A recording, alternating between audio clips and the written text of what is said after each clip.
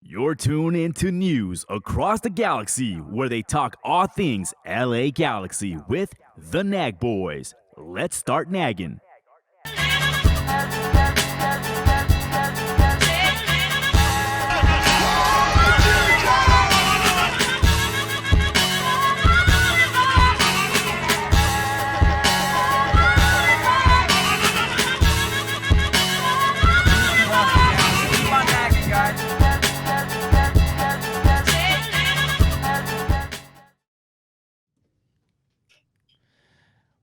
Welcome to News Across the Galaxy working title, because this is the first of hopefully many editions of this show where we have a special guest from our rival teams podcast for the weekend.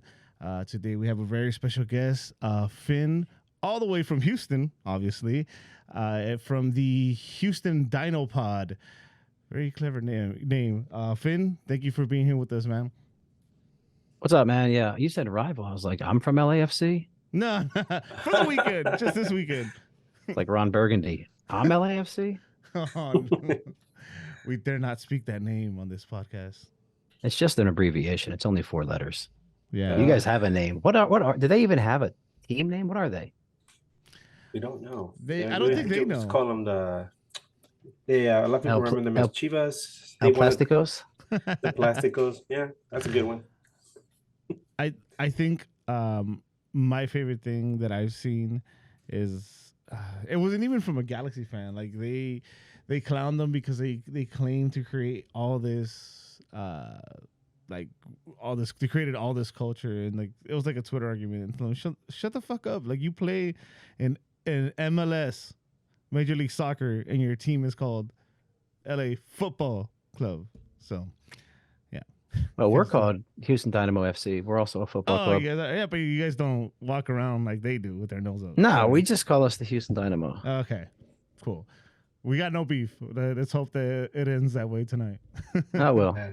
No, they got that out of the way. They used to be the Smurfs, and then it became the Texan Smurfs, and now they made the name for themselves. They are the Dynamo. Yeah.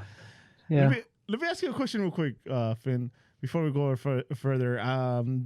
This is actually part 2 of this episode, because I want to throw that out there, because a lost episode. Somebody forgot to hit the record button, so there's a lost episode out there. Brian and Edgar were the original hosts of that one. Did any of these nerds make a wrestling reference because of your name? No, but Edgar did talk about WrestleMania. Oh yeah, Saturday and Sunday. Sunday. Yeah. We went to WrestleMania. Eddie was there as well. It was that stadium is humongous, and it's shocking to think that Stan Kroenke is going to throw away a potential World Cup final at that stadium, despite the fact how massive it is in there. Yeah, it's not. They're not. We're gonna have it here, or if not, we throw it at Houston and we can go stay at Finn's. Yeah, I mean it's 2 bedrooms and I got 4 kids, so we got to pull out. There you go. I'm sure they had tons of toys. That's the first time I've ever had to pull out was the couch. Yeah, the proof is there. 4 kids, huh? Yeah. They're running around, and the W2 reflects. Oh man! All right. I know you don't have much time. You guys both have kids. I have my dog, so I have to take him out to pee. So we'll move it along. Edgar, I know you guys were talking a little bit about you guys' teams, right? Last time you guys were on, just kind of went through how our team's current form is. Whatever else, Edgar, if you want to get us started, and that way I can pull up my stats, because this is our side is News Across the Galaxy. We're not prepared here. All feelings, no facts. Yeah, no, I was commenting about the odd nature of the last 6 times these teams have met, where the last 3 times the away team has won, which is something kind of an oddity in MLS. And over the last 6 games, Galaxy has won twice, Houston once, and then it's been 3 draws.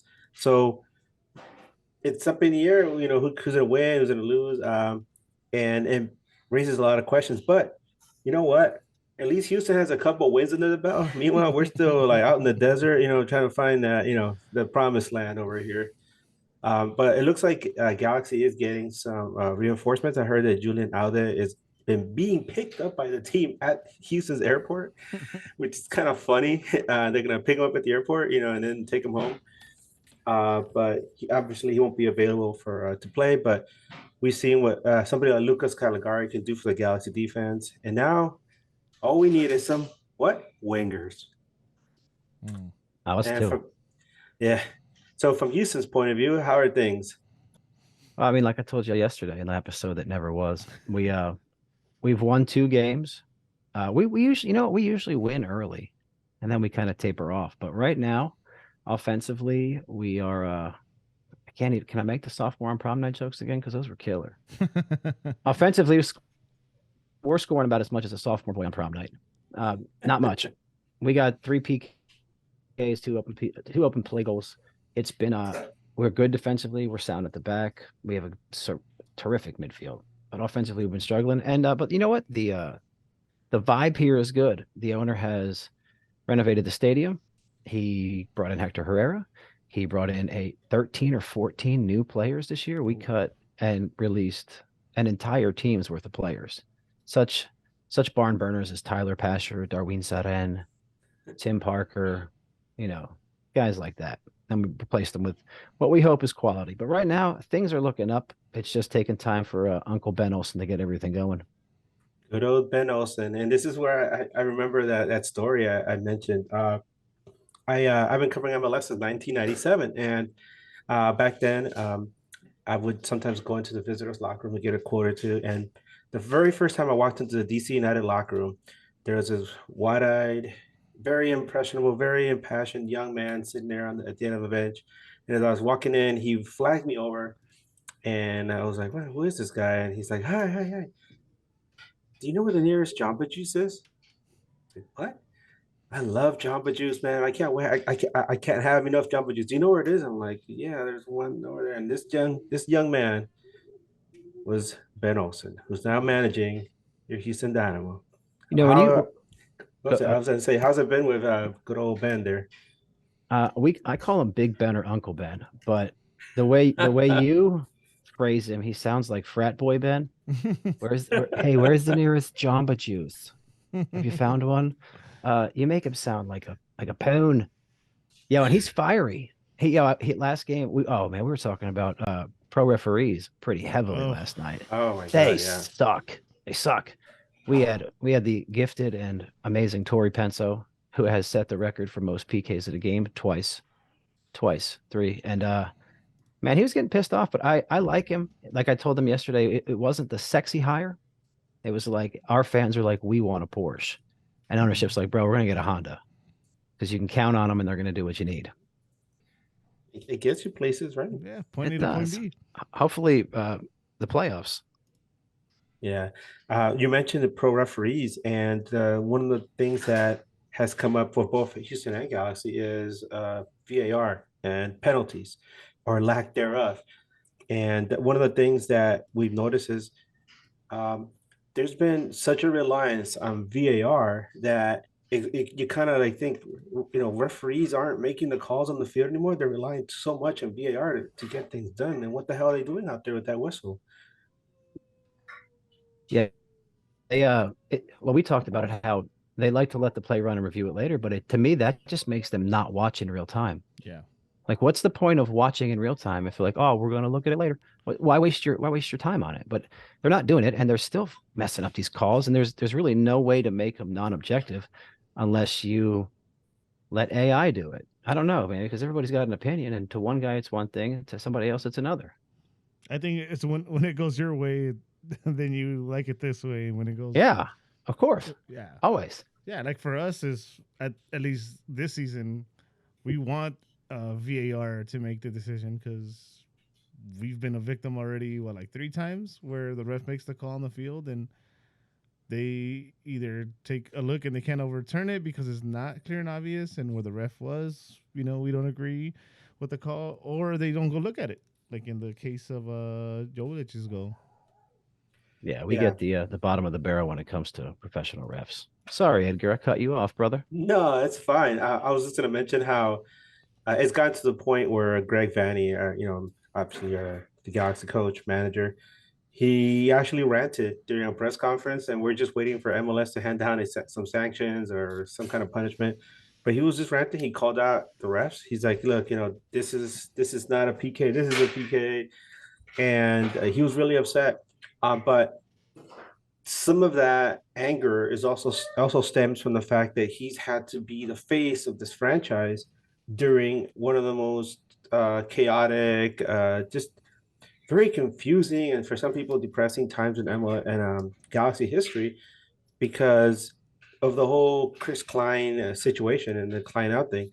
Chris Klein, if many people don't know, in Houston, or is the president of the LA Galaxy. He's at the center of a large protest that's established by the supporters groups over here, and we'll talk more about it later on, more in depth. But one of the aspects of this is the fact that he hasn't shown face. He's usually out there, in better times, he was out there, like, talking about to people and walking along the people, and now he's just kind of become a recluse. And when when the fans demanded that he come out and make a statement, he just kind of hid. So a lot of people are very upset about that. Yep. Yeah, he hasn't made an appearance in. I can't remember when's the last time we saw Clinton in front of a camera. Can't even remember what he looks like. Probably doesn't even look like himself anymore. Yeah, I was telling them yesterday, Chris Klein, because I don't know anything about teams outside of Houston, really. And I read Chris Klein, and I told him, I was like, the guy from American Pie, Casanova. Because you're like, we haven't seen him on camera. I'm like, me neither. It's been like since 2002. Seriously, yeah. After he was too old to play a teen, that's it. His career was over. Well, as Matthew McConaughey would say, you're never too old to play a teen. Because even though he gets older, they stay the same age. They stay the same I age. see. Yeah. That joke was all right. That wasn't bad. But you got that guy down the road. We don't talk about him. It's a conflict. He goes to one match a year, and like wears a stupid ass green leprechaun outfit and bangs a drum. And then he goes and collects his millions and millions of dollars from the team that generated the 7th most revenue in MLS, but is like 23rd in salaries. So Precourt and McConaughey are raking in the dough. You said the dirty word, Precourt. Yeah, nobody likes him. Yeah. It's almost as bad as the other pre thing. But and I lost all these jokes. I kind of lost my train of thought here. My bad. No, it's all good. I was like, damn, this guy is funny. So it's I'm used to being the witty one. So when somebody's outwitting me right here, it's like really throwing me off. I feel good not having to carry all the humor on my back. Thanks, Eddie. Good. I appreciate that. Shut Oh, yeah. I've done about 8 or 9 months, but I've always told jokes and shit. So this is just easy. Doing it like this. Perfect. These guys make it seem hard. That's why. Yo, I've been on with some podcasts where it was like, dude, you just need to have some like motivation. You sound like someone just died. Some people are boring. Y'all are cool, man. Y'all are cool. All right. That's a first. Thank you. One of the things that we're very happy about is that fact that we got Houston early this year, because usually we look at that schedule and we see Houston late in the season and we're like, oh no, decision day is coming. This is over for us. I was out there in the year that we got left out. No, we made it to the playoffs. I think to Minnesota, and we needed to beat Houston to host. And it was the last game of the season, and it was hot as balls, and they put us in the freaking sun, and we had to stand there hours before the game kicked off.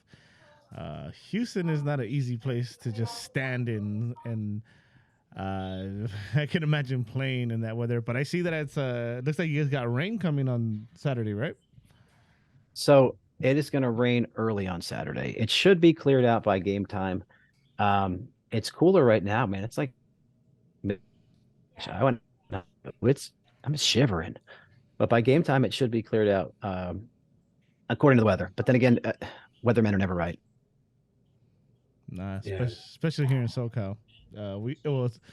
this year is an exception because when it's supposed to rain, it ends up like, oh, never mind. But no, we got our healthy amount of rain this year.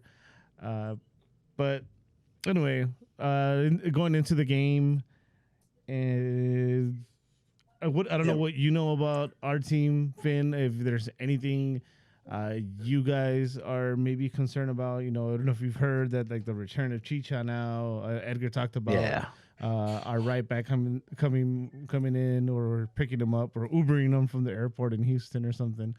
Well, like I said, Chicha is coming back, but he is 36, 35 now, and then coming from a hamstring injury. I don't know if that's something. Is he that old? Is he 35 or 36? Something like that, right? Jesus. He's getting there. And like I was mentioning before, one of the things about a hamstring injury is it's a very delicate thing to get. Like I got one when I was 22, and it still bugs me from time to time unless I stretch really well before I go running. Well, in his case, the second to last game in the preseason, he tweaked his hamstring. Like just 5 minutes into the game, they took him out as a precautionary measure, and you think he'd be back sooner than later, and no, he's been gone for a while. So I guess they're being very, very precautious in the meantime. Dejan Joveljic has had to, I don't know about carry the load, but he's had to, be playing up front. And we one of the things that we discussed on News Across the Galaxy was the fact that it seems like either Joveljic isn't making the right adjustments, or the offensive scheme, the setup isn't meant for him. It's meant for somebody more like a Chicharito. But there's also that question of how much of that has been hampered by the fact that we really don't have quality wingers. But now that we got one in Tyler Boyd, the team still hasn't learned to incorporate him into the attack to the full potential that he can bring. So there's so many questions up in the air. If Chicharito comes back to the team and we're still not scoring goals, something's really wrong. So we also wanted to ask you about one of the newest additions to the Galaxy, and that's Memo Rodriguez. And we wanted to know what was it like for him during his time with Houston, and what do you think he could bring to LA Galaxy? So, like I did last night, if you Galaxy fans are listening, you want to hear his profile, go to season 1, episode 16 on Memo. What does he bring? He is, like I told y'all, he is a good depth piece. Okay, sounds He good. Take care. he won't win you a game, but he won't lose you a game. He's going to put in a shift. He's going to do his job.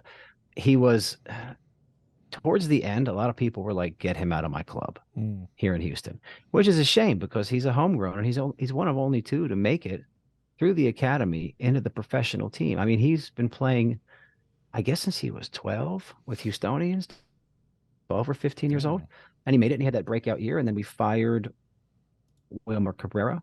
We brought in Tab Ramos. Tab started playing him on the left wing. He's not a wing. He's a midfielder, either the center or the left side. And then under Paulo Nagamura, for the 8 months he was in charge, he was also playing wing. Like, he'd move around between the midfield and the wing. And it was night and day difference what he looked like in the midfield, because he's an 8. He's a box-to-box guy. And he's going to get in the box, and he's going to score goals, and he's going to assist. And he can take free kicks a little bit. But like I told him, if you're starting him week in and week out, you're in trouble and you don't have a good team.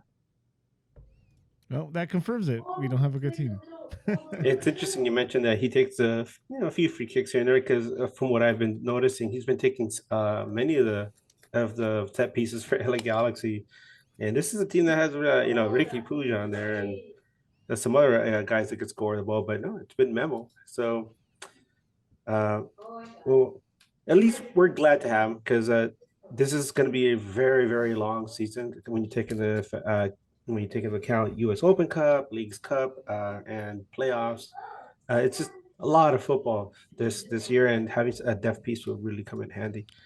I don't think. By the way, before we move on from Memo, I don't think he is like meant to be the starter forever. No, it's just he shouldn't our be. situation. Yeah, just he's a bench player and he's a squad player. You start him in an Open Cup game, and he's going to look like dadgum N'Golo Kante.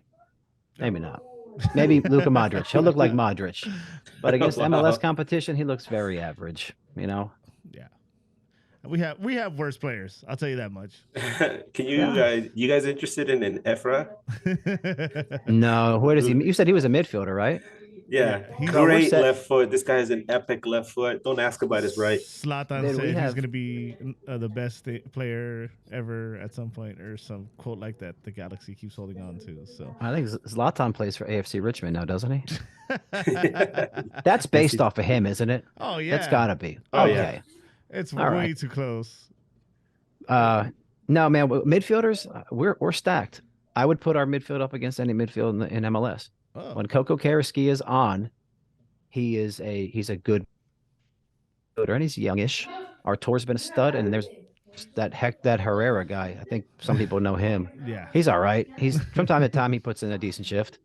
Yeah, what can you tell us? Oh, go on. Yeah, It's funny that you say you put your midfield against anybody's midfield. I think we kind of feel the same way with Brugman, Ricky Puig, and Mikey Delgado. So I guess that's where the game is going to be won, right? If we both feel that way. Oh yeah, if it goes at midfield, I'm very confident, dude. Artur has been so good. He's been so good. We were talking about where the game is going to be 1-1, probably down the wings. Whichever wingers and backs, there's a mismatch because we got this big, burly, handsome lad named Daniel Steris. You guys heard of him? Unfortunately, yes. not heard of it. So I was telling y'all last night, Tate Schmidt was our left back and he got hurt. Mhm. And it looks like Steris is going to play the left back position, or our 21-year-old Dutch / it's an African country, Suriname international DJ Vanderkoost might make his debut. And Vanderkoost is fast, but he offers very little going forward offensively. That'd be interesting. We could end up having debuts, wingbacks going up against each other over the weekend. Yeah, you might see our little 18-year-old phenom too, Brooklyn Reigns. He's not bad, man. He was in the Barca Academy for a couple years, and then we signed him at the beginning of last year when he was, what was he? Just about to turn 17. Got his first start 2 weeks ago, put in a good game. Last week they put on the wing, and he's a midfielder, but Uncle Ben said he can play anywhere. He's versatile. Damn. They have an 18-year-old phenom over there. You hear that, Edgar? And we have a 19-year-old has-been. Oh, yeah. A lot of people wonder about our new number 7. Why, at his young age he has a dad bod, and let me tell you, at 20 years old he's got 2 kids already. It's like having this I don't even know who to compare him to. Just this player that everybody, the whole fan base knows that he ain't got it. And let me see, who's your player? And then Dwayne De Rosario came from Canada, wherever he lives in Canada. I assume he lives in Canada, and flies down to present him his jersey, or not his jersey, hand down his number to him because this kid changed his jersey to our Robbie Keane's number 7, and they made a deal out of it. And this, oh my God, I'm giving myself a headache. Even on this fucking show, I'm still talking about him. Yeah, you said 19-year-old has been. I thought you meant Cade Cowell.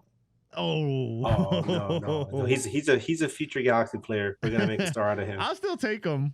I'll still take Kid Kyle. I like him. He's nice to look at. He's a cutie. You know the joke. He is. The joke I Yeah, make. he is a good looking guy. The joke I make is like he looks like those not another teen movie people that he is a teen, but it doesn't look like a teen kind of person. Yeah, dude. He tried rocking a mustache for a while, and it was like, what is that? Didn't grow in the middle, man. Not like Edgar's. Look at that mustache. Look at that. Oh, rub it. Thank you. My son rubs it all the time. He's like, oh, I'm like, whoa, now just got one day. One day. Calm down. It's not Alabama, boys. No, this beard has come a long way. I remember when I was like 15, 14, it was all in spots, and I was like, please grow out. So I'm gonna play a little devil's advocate, and I could see where this can go bad for us. We have an up and coming center back, a 19-year-old Jaden Neal, who's going up against experienced people like Bird and Herrera, and that's one of my fears. Just like against Houston, I'm sorry, Seattle last week, getting exposed by these players with a lot of experience. And that's somewhere where we're with Ben Olsen also being a coach, exposing that. So for my Galaxy, that's one thing that really worries me. The wingers, there's a lack of, so that it probably won't get resolved this week, but definitely something for me to be worried about is that our inexperienced center back gets eaten up there because he was a little bit at fault last week. I don't know if you got to look back at that, Edgar. Well, between the haze of WrestleMania and we're walking around so much over the weekend, I really haven't had a chance to look at the game. But the one thing that I've noticed about him was that he's been giving up early chances to other teams early in the games. He's been and we I don't know, it could be early game jitters or whatever, but at some point he's got to work on that. And I'm thinking to myself, is this kid for real? Because he started with the U.S. Youth squads and as a starter, and then he came in did a few friendlies with the U.S. national team against Serbia and I forget who else right now, but so we're watching him very closely. Here within the Galaxy committee, his mother is very public. She's on Twitter, and a lot of people know who she is. She's very involved with the Galaxy community. So we're all cheering for him. We hope he continues to improve, but you also want to see him challenged, like keep getting better. And so we're wondering how he's going to do against Houston, especially when you guys got, uh, a great captain in Hector Herrera. And I wanted to say that I wanted to ask you what kind of impact he's had on Houston Dynamo since joining the team, and what can Galaxy fans expect from him over the weekend? So when he joined the team, there was a lot of hoopla and fanfare, photo shoots. We painted murals. There's murals on buildings here now. He's been here for like 7 months. Yeah, this is a big deal. Ache's here. Let's paint some shit. Houston. No, but that's true. Houston Herrera. That sounds like a porn star's name. But like it was a quick burst, and then it was like a firework. It was a burst last year, and then it just disappeared. But we also had a different team. We had the coach got fired. With this club, his performances this year, where he's had time to train, to integrate, to meet the guys, to develop a camaraderie, man, his performances are night and day. His lowest rated game thus far was last game, and it was a 7-4. Everything else has been eights and up. I mean, me and the co-host call him 8s and 9s. He hasn't been a 9, but he's been phenomenal. He touches the ball twice as much as everybody else. He takes our set pieces. He takes our corners. And when he takes our corners, I think Bossy takes our set pieces. The problem is you guys have spoken so highly on Corey Baird. He hasn't really provided any goal scoring or assists. He hasn't done either. But then again, nobody has, because up top, our designated player, striker, Sebastian Feta from Paraguay, he started the first match, played awful, and then he's been benched ever since. And he was a $4.5 million transfer. And we're thinking that this is the week Sebastian gets back in the lineup. We rock Ivan Franco, who's another Paraguayan, and then we rock Amin Bassi, who's a French Moroccan.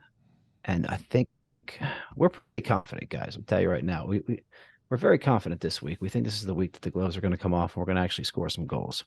Oof. I wish I could say the same, because that's our biggest, one of our other bigger issues is that we can't score, whether it's because of bad luck, bad calls, or lack of service. That's something that I can't confidently tell you that we're going to put 2 or 3 away, jumping a little bit ahead. If I have any belief that we're going to win this game, it's like a 1-0, which I honestly don't see happening. Yeah. I think there's going to be some goals. Yeah, one of the things that we were hoping, especially because of how the season ended, was that in a pinch, a Dejan Joveljic could come in for Chicharito, because we were very fortunate last season. Chicharito didn't really have to deal with too many. He didn't have to deal like with a real massive injury. He was out for like in the middle of the season for a bit, but Dejan Joveljic came in and he provided a spark. But mostly, Dejan Joveljic has been great off the bench. And I'm a big Joveljic guy. You can ask the guys. I got my Dejan jersey, and I always put up little Dejan memes when he scores or he does well. But so far, he really hasn't done much. He's the kind of guy who usually is a creative, and you give him the ball outside the box, he'll go in there, he'll figure something out. But he's been in and around the six, and he really hasn't had many touches. And we're wondering, is it him? Is it is he not adjusting well? Or like I said earlier, is it the fact that he's not getting that kind of, the proper service that he would get from somebody like a Julian Araujo, who is now gone from the LA Galaxy? So all these questions. And now he's probably going to start the game. And I wonder how things are going to change once Chicharito enters the match, because Galaxy is definitely going to need him to come in and get some scoring. And if that doesn't happen, then Yeah, that's the one thing we don't know what Chicharito we're getting back. It's so funny though how Finn is like, the gloves are coming off. You're gonna take it to you guys, and we're like, fuck, we don't know. I guess maybe. We'll see. I hope for our sake that you guys don't score, but I don't know, man. It's just a feeling. I think I go into every game expecting to not lose, so I get my heart broken a lot. You and me both, and not just in soccer. But oh, Eddie, I'm sorry that Roman Reigns won. Nah, that's all good. Damn. So 2 days away now. I don't know if you guys want to jump to it now as far as predictions, because I know we're all limited with our time here. Is there anything else you have, Edgar or Finn? Do you want to bring up to attention regarding this game? What we're gonna talk? We talked Klein, right? Did we talk Klein out? Was that? No, Did we talk Klein out at all? Well, we could talk about it like after we do our. I thought we did, didn't we?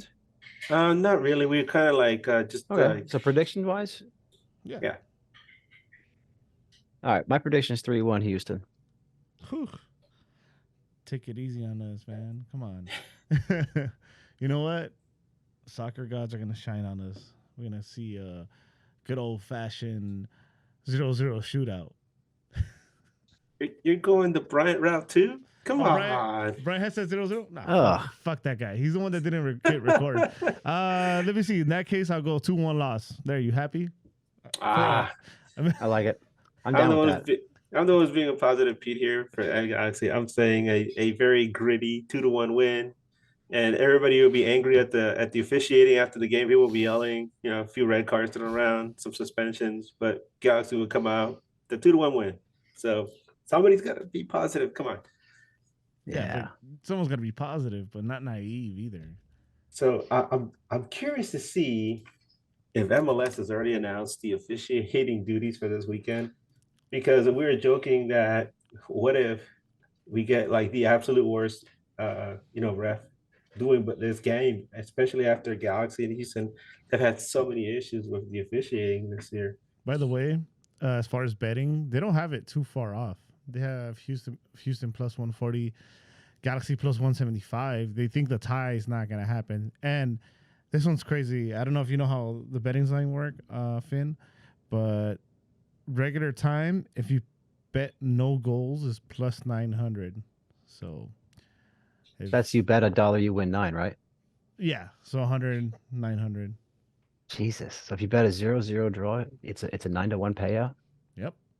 Wow. Bro, I might do it. Then That's. Then you got to send me a piece because I'm the one that said it was 0-0. No goals, baby. No, you got to kick it. You got to kick in some then, man. That's how this works. It's like if you send me to Vegas with 20, you're getting back 20. Oh, all right, 25. But yeah, they have the crew out. The head ref is Alex Chilowitz. Alex Chilowitz? I don't know who that is. Alex Chilowitz. They have the crew out, yeah.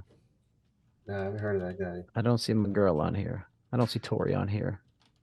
She must be tired from holding up all those yellow cards last week. Oh, shit. There she is. New England and Montreal. Send her up north where it's cold. We got a lot of refs we don't hate here. So yeah, we had one of our guys goes, man, she set female referees back decades. I was like, she wasn't that bad, dude. She was bad, but she wasn't like, abolitionist movement bad. Or no, what's the word? She was like Handmaid's Tale bad. She wasn't setting anybody back. No, we've had some issues with the refs, like I said, and I think these guys are really frustrated, and if they get some goals, and it'll really take some of that pressure off. Um, and that's where we also can talk about what's going on off the field because Greg Vanny, he's been the face of this organization for a while because the team is owned by the Anschutz Entertainment Group, AEG, a former Houston Dynamo owner as well. And AEG, uh, the main guy is Phil Anschutz. We haven't seen him around these here parts since 2014 when Don Garber handed him the MLS Cup trophy, which is named after him. And since then, he's been a complete recluse. Um, AG also owns the LA Kings. As you can see, I'm a Kings fan wearing my LA Kings hat if you're listeners.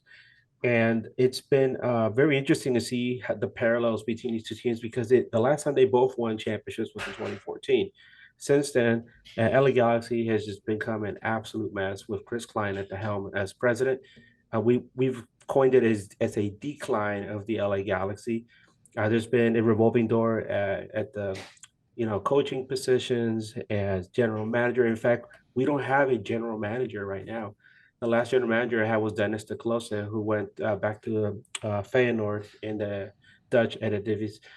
And so this it's been like this really weird situation over here because there's really no oversight. It's like this guy can just have his way, whatever the heck he wants, and nobody's there to tell, to really like rein him in and tell him, hey, no, we need to focus on these things.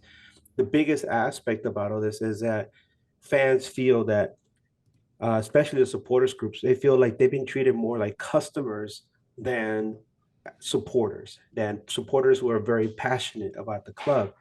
And I think maybe Eddie could elaborate a little bit more about some of the things that Klein has done that have eroded all this confidence in him since he joined the club as president.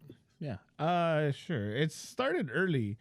It started with Bruce Arena. I'm sure you've heard of Bruce. Who hasn't? He's the I know one he is, that he's done a couple things here for the U.S. He's the first one that kind of came out and said publicly, not directly blaming Chris Klein, but pretty much saying I didn't want to sign these players, which then it was Giovanni Dos Santos and then Steven Gerrard, and then also kind of just not letting him make the soccer decisions that Bruce was really great at. A good example is Nigel Dejan. I don't know if you or Houston Dynamo fans paid attention how short Nigel Dejan's time was with the Galaxy because Bruce had promised them. I'm assuming he was a 10 player. We're gonna pay you this amount this year, and then next year you're gonna be a DP. But Bruce, being the guy that he is, found out that no, we're not gonna let you do that. So he told Nigel the truth, and then that's why Nigel left because of the decisions like that. And then the list goes on, right? I mean, Zlatan ended up being, a home run or however you want to see it for the league. Maybe not so much for. Bro, he was good. Yeah. I did his first game that midfield volley. Mhm. Holy shit! You Holy mean shit! just like the one in Ted Lasso. Similar, yeah, a little bit different. But man, yeah, that was I saw him here and we beat him. We beat Zlatan, dude. Yeah, and he was so good. So good. He's unreal. We were spoiled here. It was one of those like you don't know what you got till he's gone. Yeah, there's a song about that, I think. I'm sure there's a few. It's unfortunate because during the time he was here, it was a perfect example of some of the stuff that happens with Klein, where you have this fantastic player, like a keystone player, but who do you surround him with? I mean, especially our defense was off during that time. Like I was saying, even then with Zlatan, right? They still took a chance. Coach then Shaggy Smith, rest in peace, said he didn't want Zlatan, right? Like I said, it turned out to work to be something great, but even then, it wasn't a player that the coach wanted. What else happened here with Chris Klein? Even the Chicha signing in the beginning, because it felt like they picked Chicha over Zlatan. At this point, we wanted Zlatan, right? countless coaches, right? Everyone firing his friend Peter Vahenas. He was like, was he vice president? Supposedly, he wasn't responsible for signing players and making trades. And then this article comes out like, oh, Peter Vahenas was on the phone all night trying to make trades. So it's like, what is it? Does he or does he not? Who the hell is in charge of getting players? It's just too many things to think about off the top of my head that Chris Klein has just done to fuck up this. And then to top it off, he has the worst 2 seasons in Galaxy history. He got his contract renewed after one of the worst seasons in Galaxy history. So it exploded because at the end, everyone knew his contract was up. Everyone knew. And that was at the end of 2022, and they're like, okay, this has gotta be the end of the road. There's no way. And teams see social media, especially a team like the Galaxy that really cares about social media, right? So they see the fans' voices, they see us asking for it, they see us not wanting Klein to come back, and then he gets caught cheating, towards the end of the year, right before his contract's up, and that's it, right? That's definitely it. He's gone. And then what happens? Silence to what, like maybe mid-January, Edgar, something like that. Yeah. And then before you go on, can you explain the details of how he got caught cheating real quick? Oh man, you're asking the wrong person. So it happens somewhere in the there's still speculations because I think a lot of people don't know. So it seems like in the whole Carlos Christian Pavon transfer or loan or whatever, the numbers were not accurate, right? So we ended up either sending over more, or actually we supposedly a free transfer. And it wasn't. They didn't really.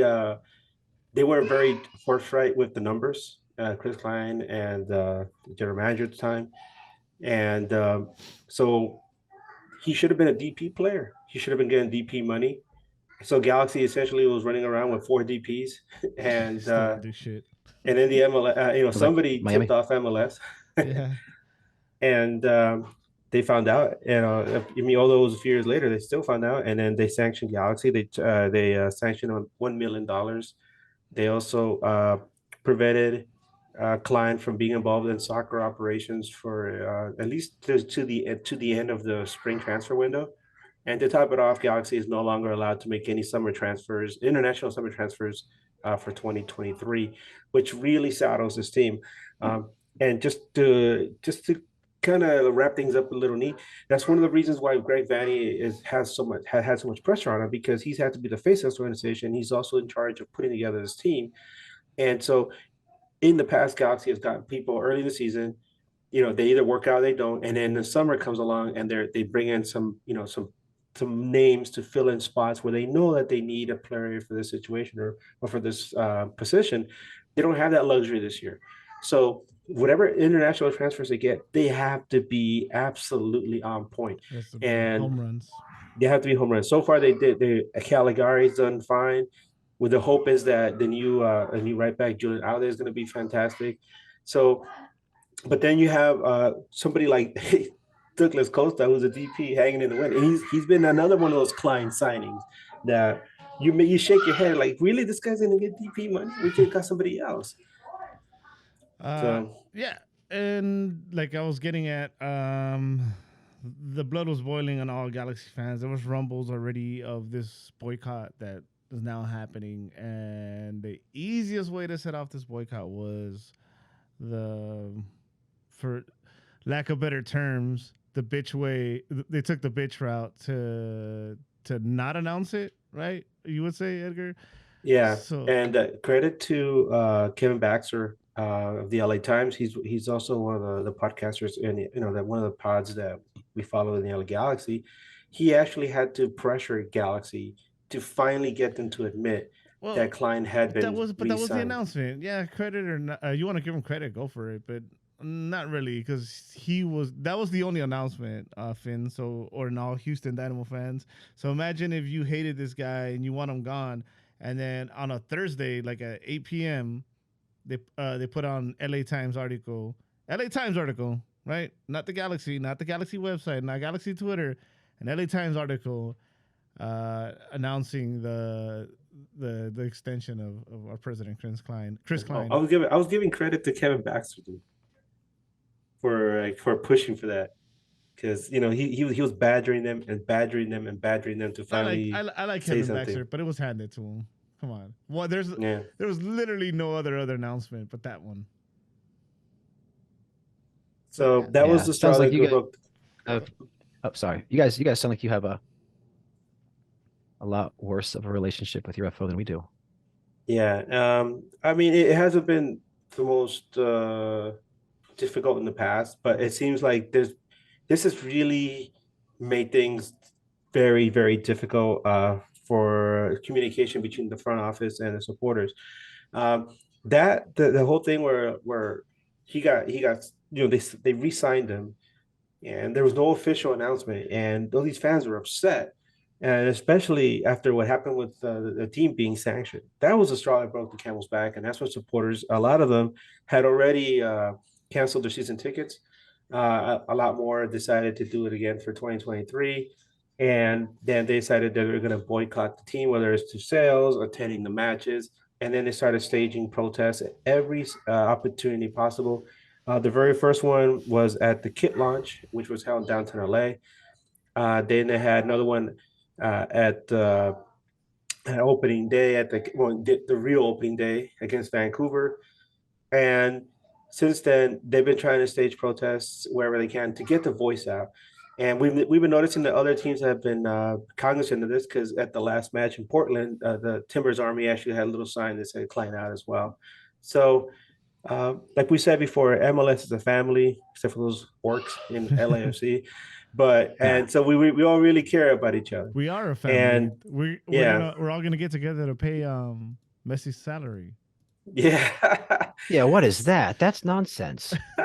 That is absolute garbage. Dude, what do we touch on that a little bit? I want to hear you guys' thoughts on this. I have my own thoughts. That's like athletic socialism. But only one team gets the benefit. So it's not socialism at all. It's a goddamn totalitarian system. Don Garber's like, let him go where he wants, and we're all going to pay him. But Beckham and Miami get to reap the benefits. Absolutely not, dude. Then all his merchandise revenue should be split. You can keep the tickets in the gate, but his revenue generated by merchandise, no matter where in this country, if it says Messi and it's got Inter Miami or wherever he ends up, which will probably be Miami, it gets split equally amongst the teams. No team should get more than another. It's absolute garbage. Like, no other league would do this. No other league would do this. That's like this. I don't know how y'all feel about the salary structure and you can have this many internationals, DPs. I think it's bullshit. Mm-hmm. I can't stand it. I know we've Americanized and kind of bastardized the soccer system, but dude, it was working fine for every other country for hundreds of years. What are we doing? And this is just stupid. Unless he comes to Houston, then I'm for it. With that being said, he'll look good in orange. But dude, he would look terrible in orange. He does not have the complexion to pull off this orange we got here, man. He'll look super pasty, and then he'll look like he'd look like an Oompa Loompa. He looked like he was wearing a bodysuit. Yeah. What was that thing that we said yesterday, the fat Finn, suits? about the office party with the guys fighting? Yeah, that's what the game's gonna be like. Yeah, we were talking about what's it gonna be like offensively, and I think I said it's like when you get a bunch of accountants in those fat suits and they fight, that's what our offense is gonna be like. Just two fatties just bumping up against each other, and not much is getting accomplished. Oh my god. As far as Messi though, I agree with you, but it's like, I got a couple questions too, but this is like once in a generation like opportunity. Obviously, it sounds crazy for everyone to pitch in, but I don't get why they don't figure out what that number is, right? And it's like, do you want to go to the Galaxy? They have the money. Do you want to go to NYFC? They have the money. You know, there's a couple teams that have that money, right? That's And then, behind scenes, under the table, if any team was like, hey, can the Galaxy come play us twice this season? Or, make sure they play us this season, then they could do that too. So I think they should work something out to make it happen. Also, a piece of the revenue and of all merchandise for all teams, because it's definitely going to get a lot of attention. And I think the MLS needs it, especially if you've been reading into the whole Apple TV drama, how they're like not even 40% of their expected memberships or signups for MLS pass. So they need a splash like this. Yeah, the MLS pass is expensive. Yeah. Yeah, somebody broke it down, and I was like, damn, that is kind of sad. Like ESPN Plus is $5, and it gets you the Prem, Bundesliga, La Liga. Peacock gets you, I think, some U.S. soccer games now. That one gives you Premiership. I said that on the ESPN Plus gets you the FA Cup. Peacock gets you the Premier League and some U.S. games, and I forgot what else. And $15 for Apple TV, and I mean, I'm an MLS fan, but all you get is MLS on top of the Apple TV subscription you got to pay. Yeah, it's expensive. I'm not. I like the content. I like the fact that we can watch the lower league games. But is it 15 a month? 13 a month? Dude, Apple alone is $5. Yeah, unless you're a season ticket holder, right? Because I don't know. I am, and I don't know where to get my discount. Isn't it supposed to be league wide, like where it's free? Yeah. Shut up. How do I get that? Yeah, you better contact your FO. Because I think I was talking to the Charlotte FC podcast guys, and they were discussing the fact that, hey, we get MLS games for free, with if you're a season ticket holder. Yeah. So oh shit, look at this. Yeah, they do. Okay, I gotta figure there this you out. go. Oh, look at that. You were this many days old when you found out. Yeah. See? News You across get the one per galaxy. account. Hooked you up. You're like, damn it, I don't have to pay anymore. Yeah, if it's free, it's for me. If I have to pay, then no way. Yeah. Yeah, see, free isn't bad. And I have, like, of course, free isn't bad. Free's great. And I have the free 6 months of Apple TV. But, like, imagine if next year we don't get it. Do I really see myself paying $20 a month on top of everything else I already pay for? Yeah. Somebody pointed out, like, you go out to a club, you spend like $70 on drinks, maybe once or twice a week. Yeah. Put it into context. No, it's different. Yeah. It's different. You guys are married. You guys have kids. Well, I don't know if you're married, Finn, but you guys have kids. I'm not. I'm happily divorced twice. There you go. Attaboy. Oh, really? Really? That shit's expensive. That's more than Apple TV, I can tell you that. See, you got to speak for the rest of the divorcees. Like, how are we supposed to get our MLS soccer at $20 a month? Yeah, my child support is about 150 times what Apple TV costs me a month. There you go. See? Come on. You guys are doing math in your head right now. It's like, how much does he pay? You have to combine. If you combined Apple TV and the MLS Pass, it's exactly $100, 100 times more a month. I could do that real quick. 2,000 a month. I was typing it. I'm sorry. I have the number burned into my head. Oh man, that's rough. That's a lot. But you know what? It's my fault. At least half of it. But you know what? At least you get free, Apple TV now for MLS. Yeah. Well, hopefully, I got to figure that out. I got to get it. Cool. Go ahead. Sorry, Finn. You're gonna say something? Oh no, my daughter just popped in, so I'm gonna have to wrap this up pretty soon. Actually, yeah. Yes, I mean, I was gonna ask you guys if you guys had anything else, any last thoughts before we wrap this up, so you guys can go to your kids and I can go do whatever the hell I want. Yeah. I'm just I want to thank Finn again for coming on for a second night after the last episode that will forever be lost to the ether.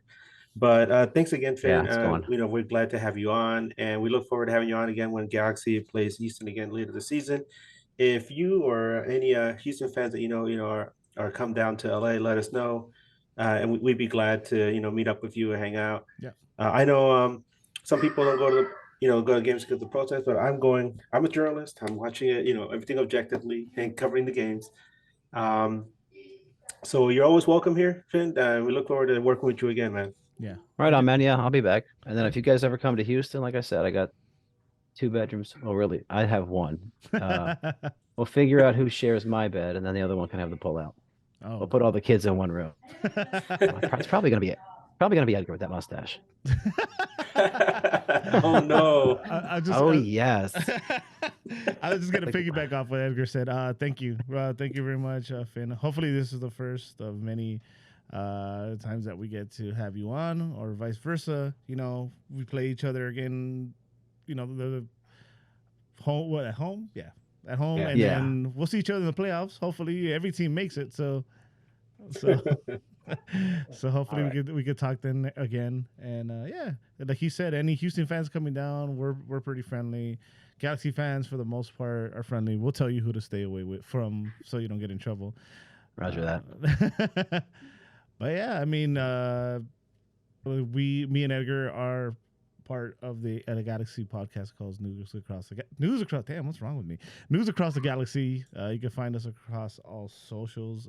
Finn, if you want to shout out your pod, where they can find you. Yeah, if you go and you type in Houston Dyno Pod, you can find us on all social media, or you could actually Google Best Houston Dynamo Podcast. Oh, we should be up top. I think that's still the case. Let me check. Oh, I wish we had that luxury. So. Well, we are one of the top 4 Galaxy podcasts announced by the team. I know it's not anymore, but I think they've alphabetized this bitch. I know mine's better than the other ones. In my heart, you definitely are, and you always will be. Appreciate it, guys. Yeah. You guys too. Fuck LAFC. There you go. That's what we're talking about. Right. So tune in. Hope you guys enjoyed it. And for Finn, Edgar, my name's Eddie. Peace. Peace out, boys. Peace out.